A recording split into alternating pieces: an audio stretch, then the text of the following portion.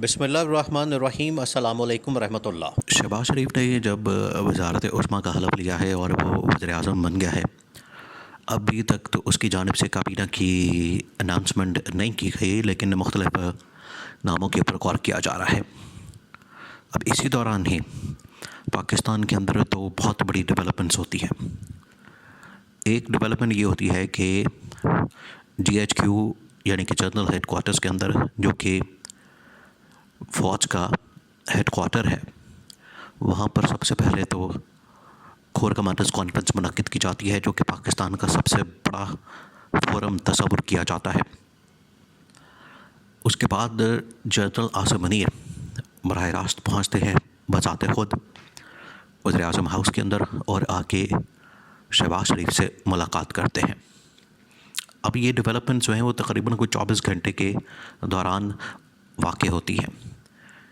एक दिन में कोर कमांडर्स कॉन्फ्रेंस मुनक्किद की जाती है और ठीक उसके अगले दिन 24 घंटे भी मुकम्मल नहीं होते कि army chief general Asim Munir वज़ीर-ए-आज़म के पास पहुंच जाते हैं, शहबाज शरीफ के पास। कोर कमांडर्स के अंदर जो फ़ैसले किए गए हैं, कोर कमांडर्स के अंदर जो अहम तरीन मामला डिस्कस किए गए हैं, वो आखिरकार वज़ीर-ए-आज़म के नॉलेज में लाए गए हैं और वज़ीर-ए-आज़म को इस हवाले से कन्वे किया गया, बताया गया कि आपने किस तरह से आगे हुकूमत चलानी है और किस तरह से मामलात को चलाना है। इससे साफ मतलब ज़ाहिर होता है, साफ ज़ाहिर होता है कि आखिरकार जनरल आसिम मुनीर इस वक्त ड्राइविंग सीट के ऊपर आ चुके हैं। जनरल आसिम मुनीर इस वक्त पावरफुल पोजीशन के ऊपर आ चुके हैं और जनरल आसिम मुनीर की जानिब से ये जो एक पपेट और डमी इंस्टॉल की गई है वज़ीर-ए-आज़म हाउस के अंदर, उसको कंट्रोल करने का सिलसिला शुरू हो गया है। अब ये इंतहाई अहम तरीन मामला है, इसको आपने समझना है। देखिए, इमरान खान जो पिछले तकरीबन कोई 2-2.5 साल से पाकिस्तान के अंदर इस वक्त जो तहरीक चला रहा है, जद्दोजहद कर रहा है, वो जद्दोजहद आखिरकार पाकिस्तान के अंदर इसी चीज़ से मुतल्लिक़ है कि पाकिस्तान में सही मानों में हकीकी आज़ादी होनी चाहिए और पाकिस्तान में सही मानों में जमहूरियत बहाल होनी चाहिए। अगर उसूली तौर पर देखा जाए तो नवाज़ शरीफ भी इसी किस्म की कुछ बात किया करता था आज से 6-7 साल पहले, 8 साल पहले, 2017 में, 16 में। लेकिन बाद में नवाज़ शरीफ ने डील कर ली और नवाज़ शरीफ जो है चुप करके निकल गया, मुल्क से भाग गया, डील करके, सरेंडर करके, मुकमका करके। और अब भी जो वापस आया है वो भी एक मुकमका डील, NRO सरेंडर करने का ही नतीजा है।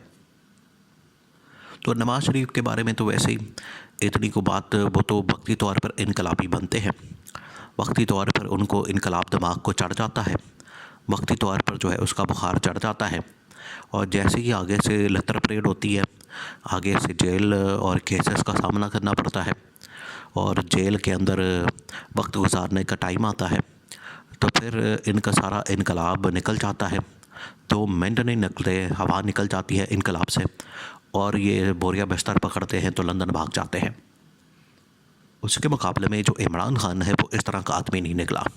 इमरान खान के मुतालिक जो असेसमेंट की गई वो कुछ इसी तरह की थी कि इमरान खान को एक दफ़ा आप जेल में डालें, फिर देखें इसका क्या हशर होता है, फिर देखें इसको होश आ जाती है, इसके होश उड़ जाएंगे, इसके होश ठिकाने आ जाएंगे। लेकिन इमरान खान, क्योंकि उस वक्त जहन में था कि ये बिल्कुल आसिफ अली ज़रदारी की तरह और नवाज़ शरीफ की तरह, या ये जितने इक़्तिदार के अंदर रहने वाले जो अशराफिया हैं, जो हुक्मरान तबका है, अशराफिया है, कि वो इन्होंने ज़िंदगी इस तरह से गुजारी होती है कि बड़ी ही लाविश किस्म की लाइफ गुजारी होती है, तो जेल में 1 दिन या 1 घंटा गुजारना, 1 मिनट गुजारना इनके लिए बड़ा ज़िंदगी मौत का सवाल बन जाता है। तो इस्टेब्लिशमेंट को पता था कि ये भी अशराफिया का आदमी इमरान खान, आधी ज़िंदगी इसने लंदन के अंदर गुजारी है, आधी ज़िंदगी जो है वो यहाँ पर इसने बनीगाला के अंदर गुजारी है, तो जेल के अंदर जाएगा, 2 मिनट वहाँ पर बैठेगा, फिर बाद में गोडे गिट्टे पकड़ेगा और बाहर आ जाएगा। लेकिन इमरान खान डटा रहा और इमरान खान ने जिस तरीके से साबित कदमी से जेल काटी है, इमरान खान ने अपने तमाम दुश्मनों को भी इस हवाले से बता दिया है और आज इमरान खान के बड़े बड़े दुश्मन और बड़े बड़े जो इमरान खान के ऊपर तनकीद करने वाले लोग हैं वो भी इस बात का एतराफ़ करते हैं कि जिस तरीके से इमरान खान ने मर्दानगी के साथ, जुर्रत के साथ, हिम्मत के साथ, ताकत के साथ, शुजाअत के साथ जेल गुजारी है, इस तरह से पाकिस्तान के अंदर किसी ने नहीं गुजारी। तो इमरान खान की जद्दोजहद क्या है कि मसला तो सवाल तो ये आखिर इमरान खान पिछले तकरीबन अब 9-10 महीने हो गए हैं जेल के अंदर मौजूद है। इमरान खान का मकसद क्या है, जद्दोजहद क्या है? इमरान खान यही कहता है कि पाकिस्तान के अंदर जमहूरियत होनी चाहिए, पाकिस्तान के अंदर जो अवाम है जिस तरीके से उन्होंने 8 फरवरी को वोट दिया है तो उनकी वोट की ताकत से ही हुकूमत बननी चाहिए, ना कि डमी हुकूमत कायम होनी चाहिए। अब जो शहबाज शरीफ को इंस्टॉल किया गया, शहबाज शरीफ को ला के बैठाया गया, शहबाज शरीफ को वज़ारत उज़्मा की कुर्सी के ऊपर बैठा दिया गया है। देखिए शहबाज शरीफ का एक तो सबसे बड़ा मसला ये है कि उसको वज़ारत उज़्मा की कुर्सी बड़ी पसंद आई है। पहले ही उसके दिल में बड़ी ख्वाहिश थी, लालच थी। पहले आसिफ अली ज़रदारी ने उसको लालच दिया, जनरल बाजवा ने उसको लालच दिया और वो कुर्सी के साथ चिमड़ गया और मुल्क की तबाही और बर्बादी होती रही और ये मुल्क ये जो है कुर्सी के साथ चिमड़ा रहा। अब दोबारा से उसको लालच दी गई और ये पता चल गया, देखें ये जो उसके अंदर खामी है शहबाज शरीफ के अंदर कि बस कुर्सी के साथ किसी तरह से मैं चिमड़ा रहा हूँ, कुर्सी से ना मुझे अलग किया जाए। ये जो खामी है उसकी, लालच कुर्सी की, इसको देखा है इस्टेब्लिशमेंट ने कि यार ये तो बंदा आगे से चूँ-चराँ नहीं करता, आगे से जो इसको कहा जाता है उसके ऊपर ये मान जाता है, फ़ौरन हुक्म के मुताबिक चलता है।